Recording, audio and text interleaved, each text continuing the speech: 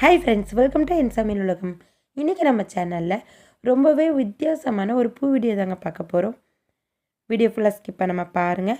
உங்களுக்கு பிடிச்சிருந்துச்சுன்னா லைக் பண்ணுங்கள். நம்ம சேனல் நீங்கள் சப்ஸ்கிரைப் பண்ணாமல் பார்த்துருந்தீங்கன்னா சப்ஸ்கிரைப் பண்ணி வச்சுக்கோங்க. இப்போ வாங்க வீடியோக்குள்ளே போகலாம்.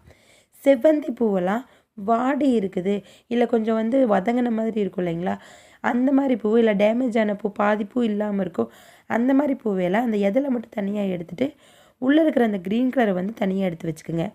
ஒரு பச்சை கலர் சாரீக்கோ இல்லை பச்சை கலர் பாவாடை சட்டைக்கோ இந்த மாதிரி பூ வச்சிங்க அப்படின்னா ரொம்ப ரொம்ப டிஃப்ரெண்ட்டாக ரொம்ப அழகாக இருக்குங்க. செவ்வந்தி பூவில் நீங்கள் ரெடி பண்ணுதுன்னு சொன்னால் யாருமே நம்ப மாட்டாங்க. அதை சுற்றி இருக்கிற அந்த பூவை எல்லாத்தையும் பிச்சு எடுத்து வச்சுருங்க. இப்போ சென்டரில் இருக்கிற அந்த பச்சை கலர் பகுதியை மட்டும் நான் எடுத்திருக்கேன். இதை இந்த மாதிரி மூணாக வச்சு நான் ஃபஸ்ட்டு நல்லா டைட்டாக கட்டிடுறேன். ரெண்டாக வச்சு கட்டலாங்க. நான் 2 வரியாக செய்ய போகிறேன். அதுக்காக நான் 3 வச்சுருக்கேன். 2 பூ பக்கத்து பக்கத்தில் சென்டராக ஒரு பூ இருக்கிற மாதிரி வச்சுட்டு ஒரு 2 சுற்றிட்டு நல்லா டைட்டாக முடிச்சு போட்டு எடுத்துக்கோங்க. இதே மாதிரியே ஒரு 10 செட்டு கட்டி வச்சுக்கோங்க. உங்களுக்கு நார்மலாக பூ முடிச்சு ஈஸியாக இருக்கும் அப்படின்னா பூ முடிச்சு போட்டுக்கலாங்க. அப்படி பூ முடிச்சு போட தெரியாதவங்க இந்த மாதிரி 2 நூலையும் சேர்த்துன மாதிரி முடிச்சு போட்டுக்குங்க. ஒவ்வொரு பூவையும் கட்டிட்டு அந்த காம்பை சரிசமமாக வெட்டி விட்டுட்டு நூலையும் கட் பண்ணி எடுத்து வச்சுக்கலாம். பூவை ஒட்டின மாதிரி கொஞ்சம் முடிச்சு போட்டுக்கலாங்க. இதே மாதிரி ஒரு 10 செட்டு கட்டி வச்சுருக்கேன். இதை நம்ம கொண்ட ஊசி இருக்கும் இல்லைங்களா, அந்த ஊசியை அந்த நூலுக்குள்ளே குத்தி கொண்டை ஃபுல்லாகவே கூட அழகாக அந்த பச்சை கலர் வர மாதிரி குத்தி விடலாங்க. அப்படி இல்லைன்னா ஜடைக்கு குத்தி விடலாம். நான் இன்றைக்கி ரெடி பண்ணுற மாடல் ஃப்ரீ ஹேர் விட்டு வைக்கிற மாதிரி ரெடி பண்ணிகிட்ருக்கேங்க. அதுக்கு இந்த மாதிரி 3 பூவை கட்டி எடுத்துகிட்டு நார்மல் கட்டினா போதுங்க. அப்படியே 2 வரியாக அழகாக வந்துடும்.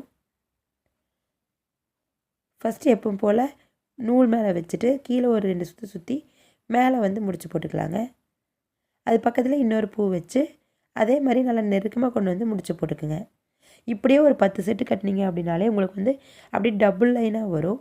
கட்டும்போது எப்போவுமே நெருக்கமாக தெரியுங்க, சேப்பாக தெரியாது. ஆனால் லாஸ்ட்டாக பார்க்கும்போது உங்களுக்கு அழகாக 2 வரியாக வருங்க. இப்போ இதே மாதிரி ஒரு 10 செட்டு மட்டும் நான் கட்டியிருக்கேன். உங்களுக்கு இன்னும் நீளமாக வேணும் அப்படின்னா இன்னும் கொஞ்சம் சேர்த்து கட்டிக்கிங்க.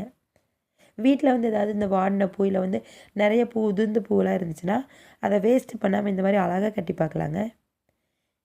இப்போ லாஸ்ட்டாக நூலை கட் பண்ணி விட்டுட்டு அந்த சென்டரில் நீட்டிட்டு இருக்கிற காம்பையும் ஒரே அளவாக சரிசமமாக கட் பண்ணி விட்டுக்குங்க.